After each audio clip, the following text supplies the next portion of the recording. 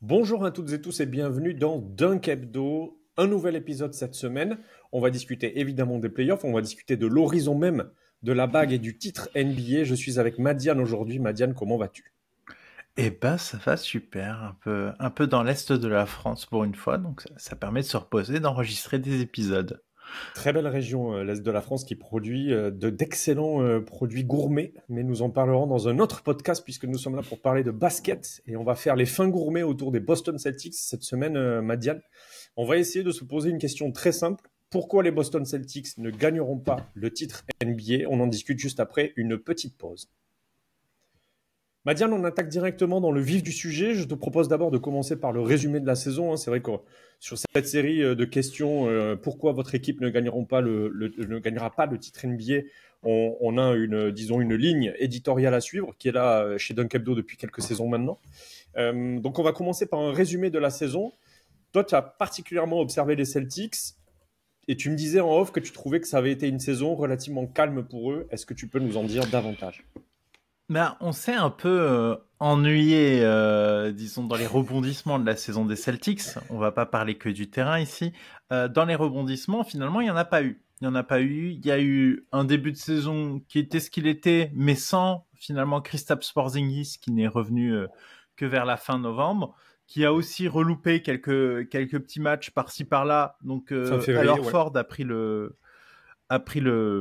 a fait très bien le remplacement finalement de Kristaps Porzingis, et donc ils ont quand même un très très bon bilan à date. Donc voilà, elle a pas mal ronronné, ils sont deuxième à l'Est, mais surtout moi ce que je voudrais pointer, c'est que ils arrivent dans une position où bon bah les Cavs sont pas cherchables, mais finalement il n'y a que le Thunder qui les batte dans le bilan à l'Ouest, ce qui fait que finalement avec leur record actuel de 54-19, ils sont plutôt bien placés parce qu'il n'y a que deux équipes qui auront l'avantage du terrain face à eux. Donc moi j'ai tendance à dire finalement on arrive en cette fin mars, il n'y a pas trop de blessures, il y a Jason Tatum qui est en day-to-day mais rien de très important. Les forces sont là, on a bien vu face à tes Suns que même sans Tatum, il pouvait être en forme. Oui, oui. Donc ça ronronne comme il faut et l'objectif est atteint, c'est-à-dire qu'il n'y a que deux équipes qui te battent sur le bilan. Ça aurait été idéal de sortir premier à l'Est, mais ça ne l'est pas, mais parce qu'il y a une bien meilleure équipe de saison régulière face à eux. Donc saison calme et ils sont là où ils voudraient être et je pense qu'ils auraient signé au début de la saison pour arriver à ce moment-là dans cette position.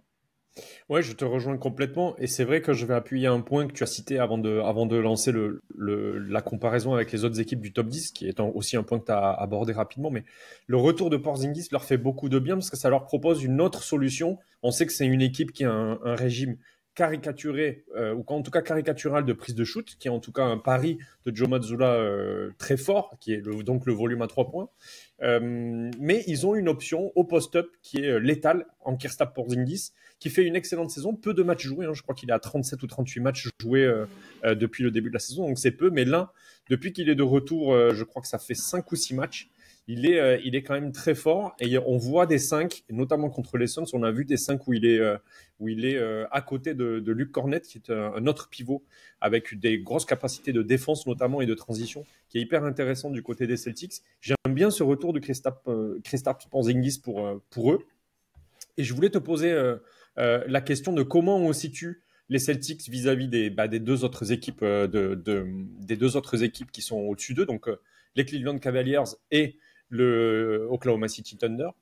Parce que moi, pendant le Power Ranking, j'avais émis des doutes sur les Celtics et j'avais mis plutôt les Cavs en premier, les Thunder ensuite, enfin le Thunder ensuite et les Celtics enfin. C'est les Celtics cette saison, Boston, c'est 13-8 contre le top 10 de la ligue et c'est plutôt, tu disais que c'est une équipe qui ronronnait. Quand il y a eu des match-ups au-dessus du top 5, c'est toujours une équipe qui a répondu présente. Ouais, c'est là où c'est difficile parce que on n'a pas l'impression d'avoir eu l'équipe des Celtics à leur plein potentiel tout le temps cette saison. Effectivement, je crois que c'est que 37 matchs pour Kristaps Porzingis et je pense que c'est la version avec Kristaps Porzingis qui va compter parce que c'est celle qu'on va voir. Et donc c'est pas exactement la même que celle qu'on a vue la majorité de la saison. Donc c'est très difficile à caler dans le power ranking. Moi j'ai tendance à les placer au-dessus des Cavaliers à date dans le power ranking. Je pense que sous le format qu'ils sont en train d'avoir sur cette fin de saison, ils seront bien plus vifs et dangereux et peut-être un peu moins caricaturaux, ce qui en fait une bien meilleure équipe à mes yeux. Oui, puis il y a aussi une baisse de régime du côté des Cavs, donc il est tout à fait possible, effectivement, que même pour moi, les courbes commencent à se croiser. On va rapidement passer aux 3 raisons pour lesquelles les Celtics ne gagneront pas le titre cette saison. On en sélectionne 3 pour chaque équipe. J'avoue qu'il y en a une pour laquelle on a 2 séquences à appréhender, toi et moi, Madiane, sur Boston. Mais on va commencer par quelque chose dont tu voulais parler, qui sont les 4e cartons des Celtics. Qu'est-ce que tu peux nous dire sur ce sujet-là? C'est vrai que Boston, sur les 4e cartons, on peut se poser des questions. C'est des questions de riches, mais on peut se poser des questions. Ben, c'est des questions de riches, oui et non, parce que moi généralement quand j'essaie d'analyser une équipe en me disant en playoff qu'est-ce que ça a donné, je regarde très très vite les 4e cartons et ce qui se passe dedans. Pourquoi? Parce que c'est un peu le moment où soit tu vas te taper, t'es dans un blowout et je pense que ces Celtics sont un très bon c'est une très bonne équipe de blowout. C'est-à-dire que c'est une très bonne équipe pour aller oblitérer l'équipe d'en face sur 3 cartons et il n'y a pas de choix, il n'y a pas de fin de game. Mais là où je suis très inquiet, c'est que au début, je regarde ce net rating dans le 4e quart-temps. C'est plus 0,3. Donc c'est-à-dire que plus ou moins dans le 4e quart-temps, c'est pas brillant, mais c'est pas nul. Mais je me suis dit, tiens, mais en fait, si ça se trouve, Madiane, tu analyses mal, c'est du garbage time que tu observes dans ce 4e quart-temps. Et donc ça ne compte pas. Et là, je suis allé voir le détail et je suis allé voir dans les victoires. Et ben, ce net rating dans les victoires en 4e quart-temps est de 9,3. Ça veut dire qu'il est bien meilleur dans les victoires que dans les défaites. Et je me suis dit, attends, qu'est-ce qui se passe?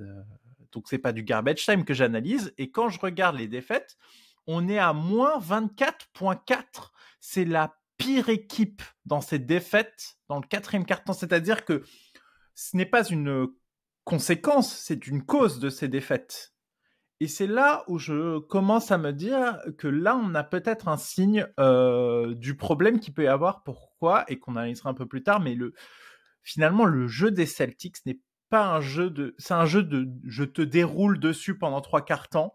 Mais c'est pas un jeu de le match est serré, faut y aller, faut mettre des points là, dans cette possession, pour mettre le gap, casser le rythme de l'équipe adverse, aller mettre ces 2 lancers francs pour justement briser un peu les retours effrénés que peuvent essayer d'effectuer les équipes adverses. Et effectivement, dans ces 4e quart-temps, ils balbutient un peu leur basket et même côté star, que ce soit Jaylen Brown ou Jason Tatum, ils ont été pas mal critiqués. La fanbase des Celtics aime beaucoup critiquer. Je trouve que c'est parfois un peu trop au vu de ce qu'ils ont. Ils sont quand même du caviar, hein, on va pas se mentir. Et donc, que ce soit l'apport des superstars qui parfois ne prennent pas trop les choses en main ou font des mauvais choix, et le fait que dès que la machine est un peu déraillante, ça ne marche pas bien.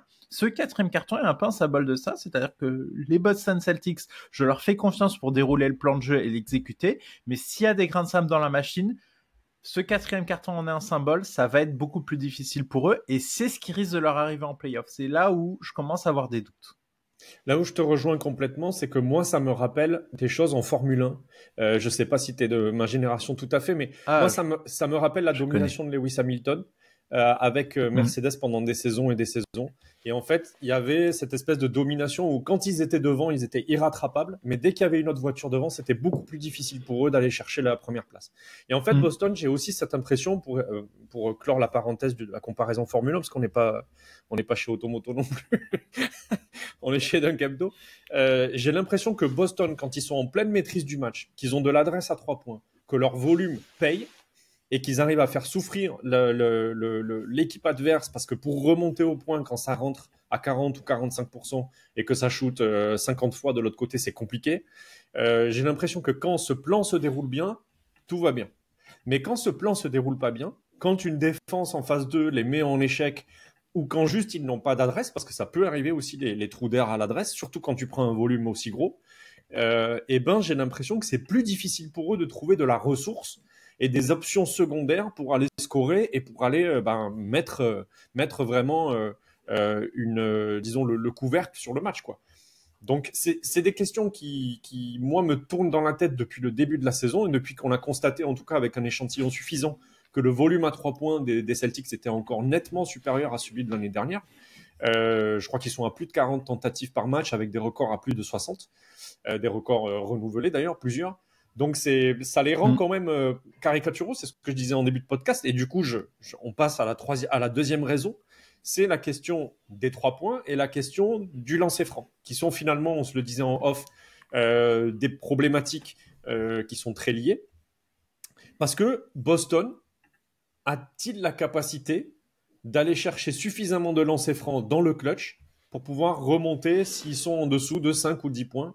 Est-ce qu'ils ont suffisamment de... Alors, les compétences sur le terrain et dans l'effectif, j'en doute pas, mais est-ce qu'ils ont suffisamment de reins? Est-ce qu'ils ont suffisamment de nerfs pour aller chercher de nouveaux systèmes de jeu et passer au-delà de leurs 3 points à une équipe un peu plus versatile, un peu plus polyvalente? En fait, ce qui est super intéressant là-dessus, cette question du 3 points lié au lancer franc, c'est que là, ils sont à 17,5 tentatives par match. C'est très peu. Donc, je suis allé fouiller un peu les équipes championnes. Les équipes championnes sont en moyenne à 22,8. Donc, globalement, c'est un peu au-dessus. Et quand on va chercher quelles sont les exceptions à cela, ça me fait mourir de rire. Est-ce que tu saurais me trouver les exceptions à cela, c'est-à-dire des équipes avec très peu de lancers francs qui ont gagné le titre? Bah déjà, pas les Suns, déjà. Eh ben, je vais te les donner. Elles sont incroyables. Warriors, Spurs 2014. Ah oui, Warriors autant que ça. Warriors 4 fois. Warriors 4 fois qui gagnent le titre avec très peu de volume de lancers francs. Pourquoi? Parce que ce sont des équipes de 3 points, ces 4 versions des Warriors. L'équipe des Spurs, c'est un cas un peu à part parce qu'il n'y a pas autant de volume, même si on a une très belle image, quand on regarde dans les détails, il n'y a pas autant de volume à 3 points. Mais les 4 versions des Warriors. Donc en fait, les Celtics vont en fait subir le même sort que ces Warriors, vivre ou mourir avec le tir à 3 points. On peut voir que très souvent, c'était caricatural. Exemple, moi je trouve que c'est une image très parlante. Stephen Curry, Kevin Love dans le clutch. S'il part driver, c'est pas la même limonade. Mais non, il veut son tir. Il veut son tir à 3 points. Et en fait, c'est des équipes qui vivent et meurent avec ce stéréotype. Donc c'est très bien. Mais dans des situations de clutch, le tir à 3 points n'est parfois pas la bonne option parce qu'aller chercher tes 2 lancers ou un tir beaucoup plus facile à 2 points ou des 2 autres solutions, c'est bien meilleur et ça casse le rythme de l'adversaire qui est en train de te revenir dessus. Et encore une fois, c'est Celtics, c'est une équipe qui chute énormément à 3 points, mais on n'est pas dans de l'énormément. C'est-à-dire que en rigolant, j'ai dit en rigolant à l'introduction du podcast avant qu'on enregistre, oui, on va parler des Celtics qui tirent 38 tirs à 3 points, et j'ai essayé d'exagérer, mais pas du tout. Ils en sont à 48 tentatives par match. 48, ça c'est n'a même pas plus de 40, aucun sens. Même moi, tout à l'heure, j'ai dit plus de 40 pour introduire tentatives. La problématique, et on est à 48, presque 50. Je pense que l'objectif, d'ailleurs, à mon avis, c'est 50. Et c'est vrai que c'est quand même... Moi, c'est quelque chose qui me pose vraiment question. Je l'avais dit pendant le Power Ranking, mais c'est quelque chose qui me pose beaucoup de questions, et notamment face à des défenses extérieures bien outillées, comme celle du Thunder, par exemple. Moi, ça me pose vraiment question. On verra, hein, mais ça me pose vraiment question. Ça ne marche pas contre des équipes bien outillées qui ne font pas d'impasse. En fait, c'est ça le problème. C'est que les Celtics, en fait, comptent sur les impasses. Notamment avec Porzingis, on l'abordera un peu plus tard en rentrant un peu plus dans les détails techniques de ce qu'apporte Porzingis à l'équipe, mais c'est une équipe qui va en fait chercher son match-up favorable. Et elle en a toujours, t'en trouves. Quand tu alignes un tel 5, tu en as systématiquement. Et ben justement, je pense que c'est un défaut parce que je ne vois pas, par exemple, de trou dans la carapace du Thunder. Je n'en vois pas d'énormes. Oui. Et pareil. Ils ont tradé Josh Giddey, donc il y en a. Ils ont Adrien. qui a célébré hier. Oui, c'est vrai. Mais donc c'est des équipes qui sont, quand ça se resserre en haut, il y a de moins en moins de failles. Il y a moins en moins de failles et de match-up favorables. Et en fait, tu vas les chasser. C'est pour ça qu'il y a des joueurs qui ne peuvent plus mettre les pieds sur le terrain au bout d'un moment, parce que on chasse les match-up. Mais c'est une équipe, les Celtics, qui déjà aujourd'hui chasse les match-up en saison régulière. Donc déjà, ils s'en servent. Mais quand il y aura plus trop de trous dans la carapace de l'adversaire et quand les ajustements tactiques feront que ce sera plus difficile, j'ai du mal à croire qu'ils arriveront à maintenir un tel volume d'une telle qualité, parce que là, aujourd'hui, ils trouvent des tirs de très bonne qualité. Je ne suis pas convaincu qu'ils reproduiront ça dans tous les match-ups une fois passé les demi-finales de conf. Et c'est un peu ça qui m'inquiète. Et donc, de l'autre côté, le versant, comme tu as beaucoup de tirs à 3 points, forcément, tu vas moins chercher les tirs au cercle et les 2 points, où tu peux essayer d'aller chercher des fautes, pouvoir aussi mettre plus en difficulté l'équipe adverse, parce qu'il faut aussi se dire que moins de fautes, ça veut dire aussi que tu ne mettras que très rarement des adversaires potentiels et des match-ups potentiels en problème de faute pour les faire sortir du match. Et ça c'est des cartes que tu n'as pas. Pourtant, tu as le matériel pour le faire. Un Jason Tatum, il est parfaitement capable de faire ça. Un Jaylen Brown aussi. Il peut aussi y aller. Je roule l'idée, c'est aussi un joueur plutôt physique. Donc, il y a de quoi faire, mais c'est pas le jeu. C'est pas ce qu'il cherche à développer. Alors, ça marche très bien, mais comme dit, quand il faudra aller gratter et quand les matchs seront serrés, moi, je pense que je mettrai toujours une pièce sur l'adversaire des Celtics. Ouais, moi aussi, parce que même s'ils ont la ressource au talent, Jaylen Brown, Jason Tatum, on les a cités, mais tu as aussi des mecs, Derrick White, Peyton Pritchard, etc., qui peuvent te faire le job. Ça manque de répétition. Et à un moment donné, quand tu es dans le dernier quart, c'est compliqué si tu manques de répétition. On va passer à la dernière raison pour laquelle les Celtics ne gagneront pas selon Dunk Hebdo. Toi, tu as une assertion, tu as une affirmation qui est la suivante. Ils auront rarement le meilleur joueur de la série. Je pense que tu parles évidemment pas des 2 premiers tours à l'Est, parce que Jason Tatum, à mon avis, est au-dessus des joueurs dont on parle pour le premier ou le second tour des playoffs à l'Est pour eux. Mais peut-être qu'à partir des demi-finales de conf ou de la finale de conf, voire même évidemment de la finale NBA, peut-être que ça se corse un peu. Alors, ce qui est très intéressant, c'est que j'ai essayé de me dire à quel point les équipes championnes étaient un peu top heavy, c'est-à-dire à quel point leurs meilleurs joueurs étaient très forts. Du coup, tu regardes, en 2021, c'est Giannis, etc. Puis, j'ai essayé de prendre la stat la plus basique là-dessus. J'ai essayé de pas m'embêter pour essayer d'avoir un outil de comparaison. J'ai pris le PER. Un PER aussi faible que Jason Tatum, hormis Jaylen Brown l'an dernier, MVP des finales. Il y a qui?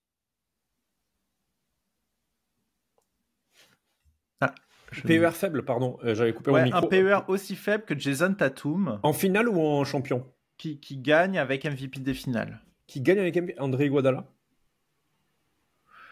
Ça compte pas? Ouais. Si, ça compte. T'as Iguodala, t'as Kawhi Leonard, mais... Ah ouais, Kawhi. Et en fait, tout le reste... C'est-à-dire que c'est pas des options numéro 1, c'est des mecs qui font une série extraordinaire, mais qui sont pas l'option numéro 1 de leur équipe. Et il y a, 2022, Stephen Curry, mais qui, je le rappelle, est extraordinaire sur la série. Donc, oui, son PER de saison régulière est à 23,8, mais ouais, la mais finale en playoff, qui sort, Stephen Curry, elle est... C'est un autre sujet, ouais. Il porte l'équipe. C'est vraiment un autre sujet. Donc, en fait, il y a pas, ça n'existe pas. Et c'est très rare. L'an dernier, c'est une exception. Ce n'est pas la règle qu'un joueur, entre guillemets, on va dire, aussi faible que Jaylen Brown, c'est-à-dire que c'est un joueur top 20, c'est pas un joueur top 10, c'est pas un joueur top 5, finisse MVP. Et même si c'est Jason Tatum qui terminait MVP, est-ce que Jason Tatum est forcément haut du top 5? Non, il n'est pas haut du top 5.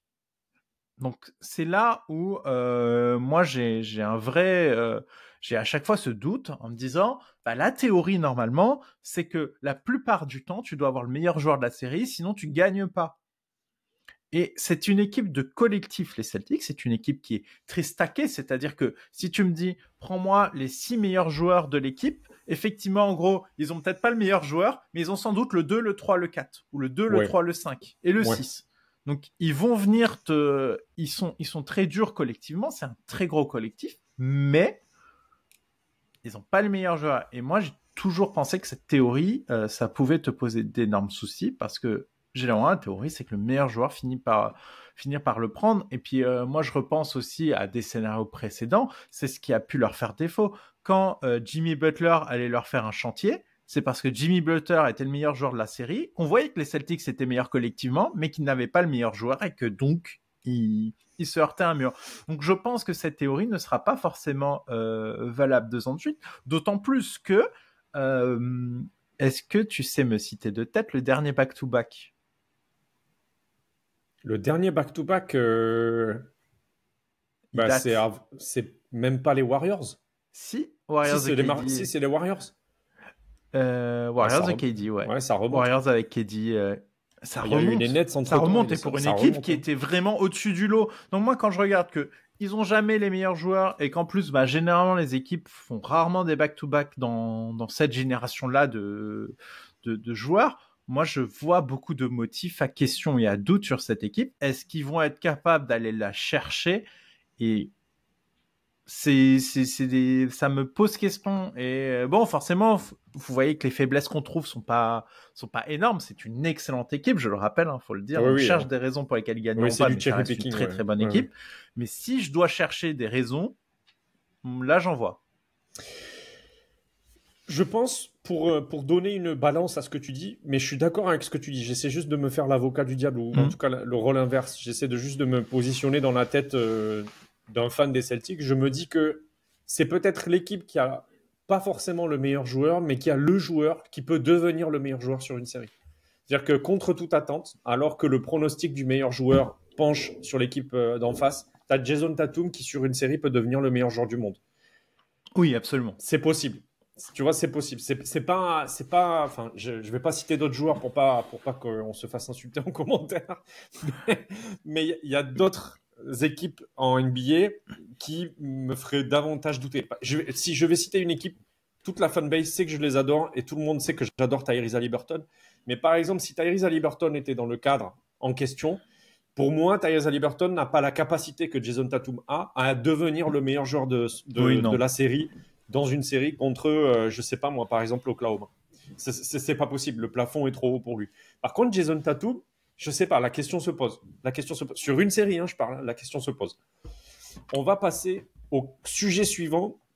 Parce que, bon, évidemment, on vient de passer quasiment une petite demi-heure, je crois. Oui, c'est sinon 20 bonnes minutes à discuter des aspects négatifs. Il y a quand même des petits motifs d'espoir du côté de Boston, évidemment. On parle quand même d'une équipe du top 3 de la NBA, donc c'est pas n'importe qui, le champion en titre. C'est une équipe qui a pour elle plusieurs éléments d'espoir, et notamment de la continuité et de la régularité. Boston, c'est à mon avis, et j'ai vu un thread sur ce sujet sur Twitter cette semaine, je crois, ou la semaine dernière, c'est une des toutes meilleures équipes, sinon la meilleure équipe des 5 dernières années, et donc de la décennie 2020, en tout cas sur ce début de décennie, en cela qu'elle est toujours dans un top 3 ou top 4 net rating dans la saison, que depuis que Joe Mazzulla est là, elle a un style de jeu et une identité qui se reproduit saison après saison et qui se confirme comme étant un mode de jeu qui fournit des résultats, qui produit du résultat. Je trouve que cette continuité, elle est intéressante, d'autant plus que tu récupères, théoriquement en tout cas, un Kristaps Porzingis en forme là depuis la moitié du mois de mars, et qui te fait des cartons, puisque je crois qu'il n'a pas fait un match en dessous des 20 points ou des 17 points, je crois, depuis qu'il est de retour de blessure. Donc, on est vraiment... Et puis, tu as des joueurs qui sortent du banc, qui sont de plus en plus confirmés, de plus en plus intéressants, donc Pritchard, Cornet, etc. Je trouve que c'est quand même une équipe dont la continuité et la régularité constituent un gros argument, un gros argument, quoi. Ouais, continuité, régularité, pas de blessure et tout va bien. C'est ce qui les rend très effrayants. C'est-à-dire que même quand tu regardes dans les équipes, on en parlera dans les autres previews, mais tu vois que les autres équipes sont moins stables, et ça, même le cœur de l'équipe, on rappelle que c'est Tatum Brown. Ouais, que Horford est déjà passé par là. Ouais. En plus, vraiment, c'est un cœur d'équipe où les mecs sont là depuis très longtemps en plus, donc ils sont imprégnés, ils sont à l'aise, il n'y a pas de souci. Et aussi, il y a un autre aspect, ils ont déjà gagné, et ça, mine de rien, parce qu'on pouvait se dire, tu vois, exemple, la série de Tatum en finale a été un peu critiquée par moments. J'ai vu ça passer. Il y avait aussi beaucoup de pression sur lui. On lui en a mis la pression. Je suis pas sûr que ce soit un joueur qui réponde bien à la pression. Là, il a déjà gagné.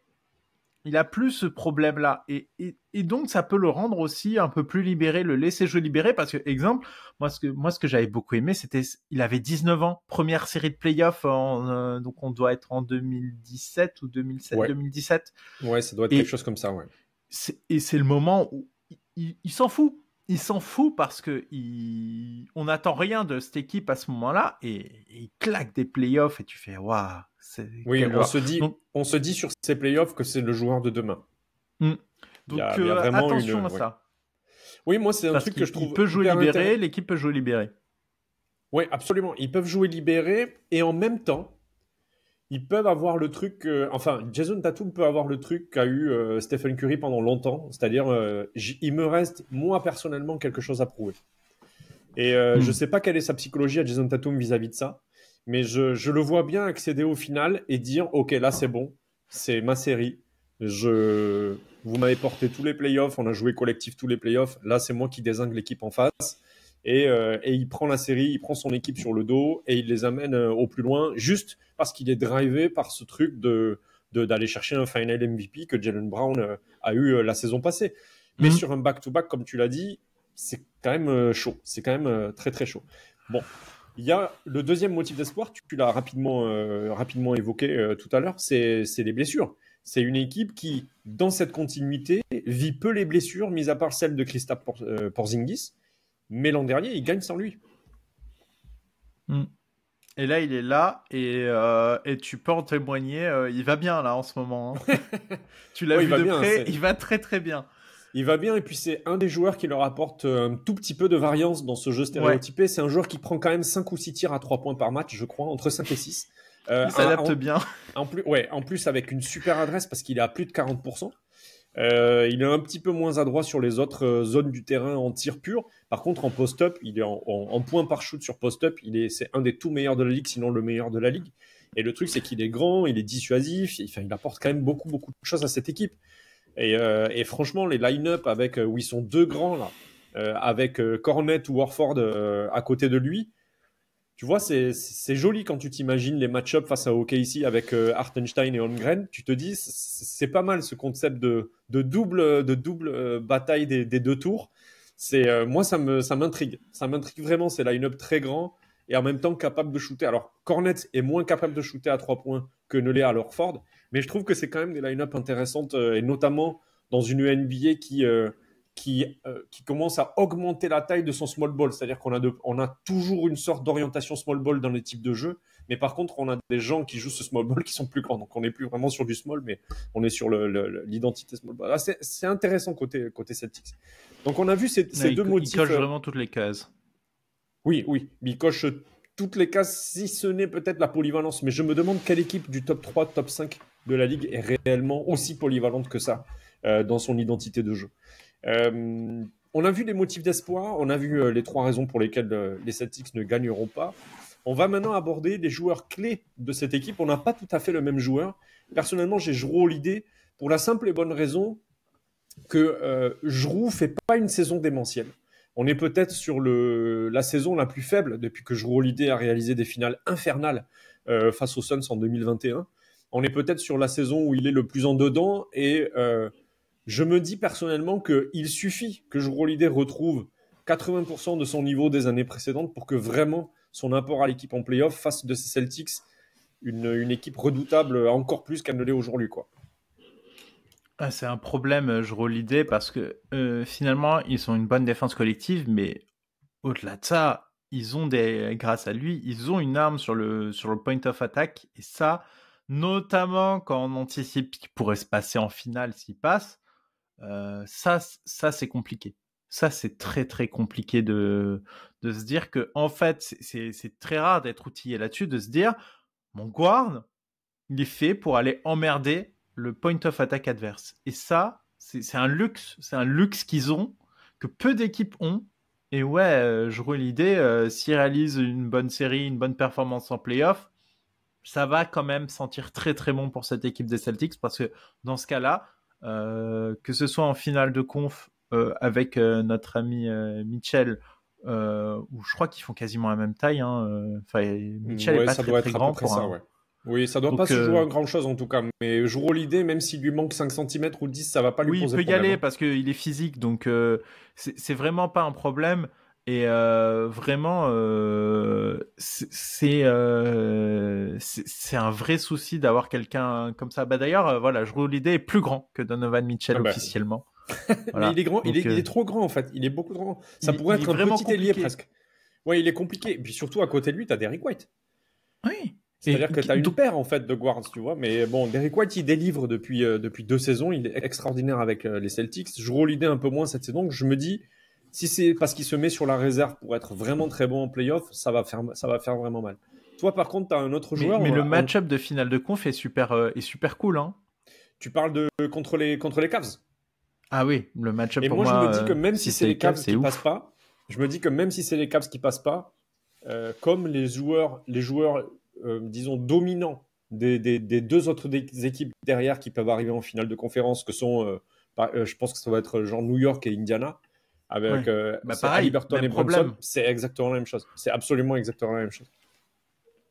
Donc c'est chouette. Non, c'est vraiment létal. Hein. C'est vraiment létal. Et du coup, même si tu envisages une finale NBA, si jamais c'est le favori de l'Ouest qui sort, pareil, c'est un match-up intéressant pour toi. En tout cas, disons que sur la ligne de guards, si Jrue Holiday fait des bons playoffs, c'est compliqué pour les autres équipes. Ça se complique très vite pour les autres équipes. Il faut que Jrue retrouve un peu son niveau, parce que moi, je le trouve vraiment en dessous cette saison. Toi, tu as un autre joueur, on en a quand même bien parlé dans ce podcast pour l'instant, c'est Porzingis. Je suis assez d'accord avec toi, il suffit finalement que lui soit en pleine santé pour que ce soit également un problème. Ah mais quel enfer avec lui sur le terrain, parce que déjà, je le trouve très affûté sur affûté sur les rotations défensives. Et ça fait très peur, parce que quand la ligne de drive s'ouvre, je le vois très vif pour aller au cercle, aller contester, aller emmerder l'attaquant. Et ça, c'est pas une qualité que j'attendais forcément. Moi, j'attends surtout l'apport offensif, mais en fait, il est chiant, il est dissuasif. Et c'est aussi sous le cercle que, ok, c'est pas le plus physique, mais il va quand même réussir à sécuriser quelques ballons, sécuriser quelques rebonds, un peu restabiliser cette équipe, parce qu'elle a besoin d'être stabilisée, elle a besoin de rouler. Il faut pas que on se retrouve face à des scénarios où tu enchaînes les pertes au rebond défensif face à l'équipe adverse. Donc c'est un très bon stabilisateur et il est vraiment efficace dans leur schéma défensif. Et il donne vraiment du caractère à cette défense. Et en plus, offensivement, parce que comme quand il va te poser ton écran, tu sais pas s'il pop, s'il roll. Mais quand il pop, maintenant, il colle plus la ligne à 3 points. Il se met 1 mètre derrière, ce qui fait qu'en fait, il empêche la personne qui est sur lui défensivement à venir aider s'il y a un drive. Et donc, ça libère les espaces, que ce soit pour Brown et Tatum. Maintenant, je vois Brown faire des drives pour Porzingis, et effectivement, tout est libre. Et au-delà de ça, si jamais tu te retrouves à switcher, très très vite, comme c'est Kristaps Porzingis, il n'y a personne qui peut l'arrêter dans la raquette. Il peut aller face à 4 mecs et rentrer comme dans du beurre, parce qu'il n'y a personne qui fait sa taille. Donc, les équipes vont devoir sans doute s'armer. Donc, heureusement, en face, il y a des équipes qui ont de quoi répondre, mais ça va très vite te poser des problèmes de match-up. Et dès lors, t'as quasiment l'impossibilité de switcher, parce que si tu mets plus petit face à Porzingis, c'est trop facile pour lui de le trouver derrière la ligne.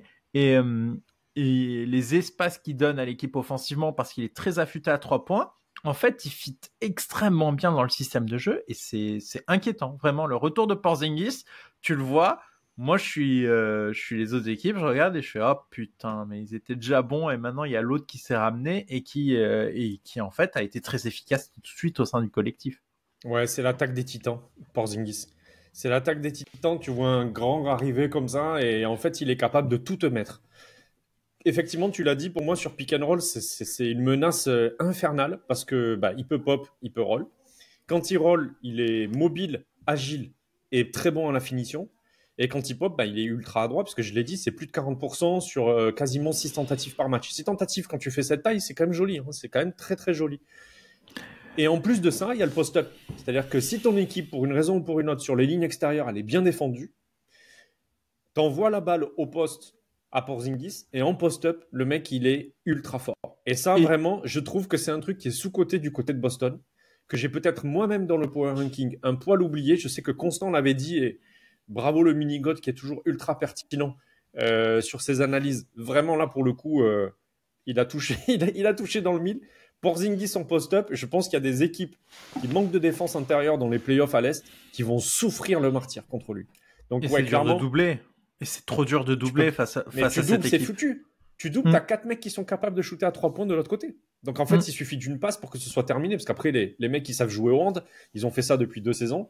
Ils font tourner la balle comme pas possible à des vitesses pas possibles. Ils sont tous bons passeurs et sont tous bons shooters. C'est l'attaque des Titans. C'est ça. Non, cette équipe a un problème avec Porzingis. Et du coup, un des facteurs clés de succès, c'est d'avoir Porzingis en santé tout le long des playoffs. Ça, s'ils ont ça, je pense que sans ça, alors pourquoi moi je l'ai mis en joueur clé, c'est que pour moi sans ça, ils ne gagneront peut-être pas. Mais s'ils l'ont, ça va être très difficile de les arrêter. Oui, en tout cas, ce qui est sûr, c'est qu'ils vont prendre des matchs à tout le monde. Ça, moi, j'en suis persuadé. Si Porzingis est là, ils vont prendre des matchs à tout le monde et ils vont poser problème à tout le monde. Et je vois peu d'équipes capables de les battre. On va discuter du plancher et du plafond de cette équipe des Boston Celtics. Plancher, moi, personnellement, j'ai mis la finale de conférence. Oui. D'abord parce que j'estime que, vu la continuité, la régularité, l'apport de Porzingis, la capacité peut-être à jouer, à se transcender sur les playoffs et à retrouver son niveau de l'an dernier et des années précédentes. Joe Mazzulla qui est un sorcier, une identité qui s'est caricaturée mais qui produit. Je me dis que cette équipe ne peut pas espérer moins et que honnêtement, vu les match-ups à l'Est et vu la concurrence à l'Est que je trouve quand même un poil inférieur, mis à part les Cavs, que j'ai toujours au moins au même niveau que les Celtics, je me dis que le plancher pour eux, c'est les finales de conférence. Je ne sais pas si tu es d'accord avec moi. Ouais. Non, de toute façon, enfin, ce serait un énorme upset s'ils perdent contre n'importe qui d'autre que les Cavs. Et déjà, les Cavs, pour moi, ils sont favoris. Oui. Alors, moi, j'ai quand même les Cavs en haute estime, quand bien même ça se passe pas très bien en ce moment pour eux, mais c'est vrai que, oui, franchement, tu perds contre New York, tu perds contre les Pacers ou contre n'importe qui. Là, t'es Boston, à mon avis, les fans, ils vont câbler, ils vont péter les plombs. A priori, c'est les Knicks en demi, selon tout ce qui se dessine. Ouais. Je ne vois pas comment. Alors voilà, on peut l'enregistrer pour me le ressortir si ça arrive, mais à date, je ne vois pas comment les Boston Celtics perdent dans une série en 7 matchs face aux Knicks en commençant avec l'avantage du terrain. Là, l'équation pour moi, elle est... Je ne vois pas comment. Hormis grosse blessure, et même, je pense que même si tu perds, allez, on va dire Jaylen Brown, pas sûr que tu perdes. Ouais, je suis d'accord avec ça. C'est terrible. C'est terrible pour New York. Hein. C'est terrible pour New York, mais je suis d'accord avec ça. Le plancher pour moi, c'est... Voilà, c'est difficile hein, de les voir en dessous de la finale de conf. Enfin, je ne vois pas comment c'est en dessous. Donc, pour moi, le plancher, c'est finale de conf. C'est très rare qu'on dise ça. Aucune équipe... Allez, ouais, quasi aucune équipe à l'Ouest, tu peux dire ça. Hein. À part OKC. Moi, il y a OKC, mais en vrai, il y en a pas vraiment d'autres. On est vraiment, de toute manière, avec Boston, c'est le gratin. On fait 40 minutes. Là, on est en train de faire 45 minutes de podcast. On en est à la 38e minute. On fait du cherry picking sur une équipe qui est quasi parfaite. On va pas se mentir. C'est quasi parfait, Boston. Donc, évidemment qu'il n'y a rien de surprenant à ce qu'on pronostique quand même une finale de conférence minimum pour cette équipe. Moi, tu me dis que l'équipe échoue en finale de conférence. Si c'est pas les Cavs en face, je suis déjà très surpris. Et si c'est les Cavs en face, je me dis ok, cool pour les Cavs, mais Boston, c'est quand même dur pour eux, quoi. Et pourtant, j'ai les Cavs très haut. C'est moi qui ai les Cavs le plus haut dans tout Dunkemto, donc tu vois. Mais ça se joue pas. T'abordes tous tes match-ups à l'Est favoris. Ouais. Tu as l'avantage du terrain, sauf en finale de conf, et en finale NBA, tu l'as dans tous les cas sauf le Thunder. Donc ça reste très solide. Et en finale NBA, allez, ils sont pas favoris de tous les match-ups, évidemment. Mais franchement, jusqu'à finale NBA, moi, tu me dis pronostic la série. Et quand je vais faire mon arbre de playoff, c'est Boston jusqu'en finale.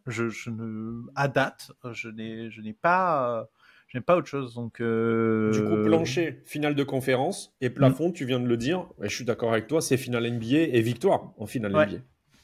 victoire en finale NBA. Cette équipe, de toute façon, elle est construite pour aller chercher le titre. On est d'accord. Enfin, je veux dire, il n'y a pas d'autre issue en termes de réussite que le titre. Si l'équipe va en finale NBA, est-ce qu'elle aura réussi réellement sa saison en perdant? Je suis pas certain. Je suis pas certain que la fanbase attende qu'une finale NBA ça lui suffise, tu vois. Je crois pas. Après, c'est toujours cruel de dire qu'une équipe a raté sa saison si elle a perdu en finale NBA. Une finale NBA, ça arrive à 2 équipes sur 30 par saison, c'est quand même très peu. Mais c'est un 15e, c'est ridicule, mais quand même, je vois pas cette équipe viser autre chose que la bague, quoi. Même en gagnant, je suis sûr que la fanbase pourra sortir les fourches contre tel ou tel joueur. Donc, c'est dire à quel point ils sont bien servis en ce moment. Ouais. Là, vraiment, ils doivent chercher de quoi se plaindre. Comme là, on a cherché dans cet épisode de quoi se plaindre, la fanbase doit chercher de quoi se plaindre. Oui, c'est clair. Il y a des épisodes où il y aura sur d'autres équipes beaucoup plus de raisons de se plaindre, je pense, à mon avis, et disons des motifs d'espoir un peu plus rares, un peu plus fins, et des raisons de ne pas y croire beaucoup plus denses. Sans doute que les autres podcasts sur les autres équipes aussi, hormis les favoris, seront un tout petit peu plus longs. Mais nous, Madiane, après 40 minutes d'échange pour lesquels je te remercie grandement, je pense qu'on a fait le tour du sujet. Est-ce que tu as quelque chose à rajouter? Non, à part que j'ai hâte. J'ai hâte de voir ça, mais j'ai hâte de les voir. Je pense pas que je regarderai le match du premier et du second tour. Je regarderai le résultat et si c'est un blowout, je passerai mon chemin. Ouais, je pense que je vais faire comme toi. C'est une équipe qui m'intéresse sur les playoffs. J'avoue que c'est pas une équipe qui m'a ultra intéressé cette saison. J'ai dû regarder, je pense, une dizaine de matchs croisés avec d'autres équipes, mais 10-15 peut-être. Mais c'est pas une équipe qui m'a fortement intéressé parce qu'en fait, c'est le développement du jeu qu'on avait l'an dernier, on l'a déjà dit. Hein. Et j'ai regardé des matchs pour voir comment Porzingis s'intégrait dans l'équipe, pour voir le niveau de Jrue Holiday, le développement du rôle de Derrick White, Peyton Pritchard, etc. Mais c'est vrai que sur les playoffs et face à des match-ups qui sont intéressantes, par exemple la match-up New York et la match-up Cavs, et ben ça va m'intéresser de regarder des matchs. Mais comme il y a une telle capacité chez Boston à mettre des blowouts, si effectivement je vois qu'il y a 15 ou 20 ou 25 points d'écart, je vais même pas regarder le match, c'est clair net. Ah, par contre, match d'ouverture du premier tour, il y a moyen qu'ils le perdent celui-là. Ça peut être la traditionnelle. la classique Celtics. Merci beaucoup, Mandiane, pour ce pod.